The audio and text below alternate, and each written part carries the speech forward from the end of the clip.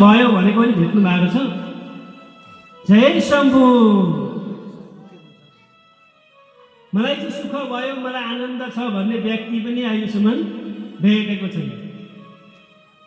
अनि सुखका लागि हामी दौडिरहेको छौँ। भेको धावती तम च धावती फणी सर्पम शिखी धावती व्याघ्रो धावती केकिनं विधिवसा व्याधोपितं धावति सुस्वाहार विहार साधन विदो सर्वे जना व्याकुला काल तिष्ठति पृष्ठत कचधर कोऽपि न ज्ञायते। भेको धावती सुखका लागि चाहिँ को पो दौडिँदो रहेछ हेर्नुहोस् है। भ्यागु त कुद्छ, भ्यागु त देखेका छौ नि। सुखका लागि दौडिरहेको के को लागि? सुखका लागि। कहाँ आउँछ अरे भन्दाखेरि जहाँ बिजुली बलेको छ त्यहाँ आउँछ। बेलुका हेर्नु बिजुली बलेको बाहिर बिजुली छ भने त्यहाँ भ्यागु त कुद्दै हुन्छ। किन भन्दाखेरि त्यहाँ चाहिँ के हुन्छ? मच्छरहरू भुसुनाहरू उडिरहेका हुन्छन्।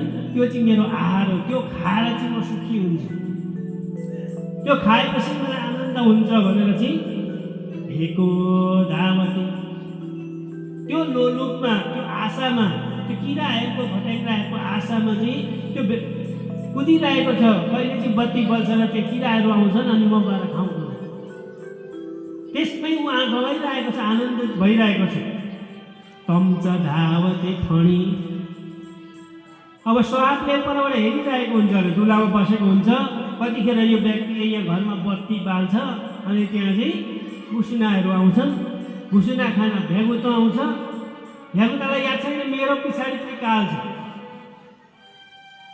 मलाई मार्नेवाला को छ भन्ने याद छैन। ऊ खालि ध्यान के छ? खालि त्यो किराहरूमा छ। तम च धावती फणी। अनि त्यसको पछाडि पनि के दौडिरहेको छ भन्दा फणी, सर्प। भ्यागु त आयो अब भनेर सर्पले हेरिरहेको छ। अनि उसको आहारका लागि, ऊ तृप्तिको लागि, उसको सुखका लागि त्यो साँप पनि हिँडिरहेको र तम च धावती फणी सर्पम शिखी धावती। सर्प त्यहाँ आउँछ भनेर माथिबाट चिलले हेरिरहेको हुन्छ। बोलो राधे राधे। काँची सर्प छ, सर्प खाना पाएँ भने चाहिँ मलाई आनन्द आउँछ। उसलाई अरू केही छैन नि त। पशुलाई आनन्द कतिखेर आउँछ? खाना मजाले पायो भने सुत्छ, आनन्द आउँछ। मैले आज सर्प पाएँ त मेरो राम्रो बेस्ट फुड होइन। सर्प खाना पाएँ भने राम्रो खाना पाएँ मैले भनेर चाहिँ त्यो त्यहाँबाट खोजिरहेको छ। सर्पलाई याद छैन मेरो पछाडि पनि कोही काल छ, मलाई मार्नलाई आइरहेको छ। तर त्यसको पछाडि माथिबाट चिल आइरहेको छ। चिलको पछाडि पनि याद छैन गिद्धहरूले हेरिरहेका छन्। यो चिललाई चाहिँ पक्रिन पाएँ भने मेरो पनि आहार हुन्थ्यो, म पनि सुखी हुन्थेँ भनेर त्यो चिलहरू पनि माथिबाट हेरिरहेको छन्। चिलको पछाडि गिद्ध हेरिरहेको छ। गिद्धको पछाडि फेरि को छ त भन्दाखेरि व्याघ्रो धावती। यहाँ पछाडि पनि अरू अरू अरू चिजहरू धाउँदै धाउँदै धाउँदै हिँड्दैछन्। र त्यहाँ पछाडि गएर माथि गएर चाहिँ सिंहले आक्रमण गरिरहेको छ। म चाहिँ जङ्गलको राजा हो, मलाई कसैले पनि यो संसारमा चलाउँदैन, मार्दैन। म जङ्गलमा सबैभन्दा मन्त्रमुग्ध छु, म कहीँ जान पनि सक्छु, मलाई कसैले चलाउनेवाला छैन, मेरो घरजनाले सबै भागिहाल्छन् भनेर चाहिँ त्यो सिंह कुदिरहेको छ त्यो सबै चिजलाई खानलाई। तर उसको पछाडि पनि को छ त भन्दाखेरि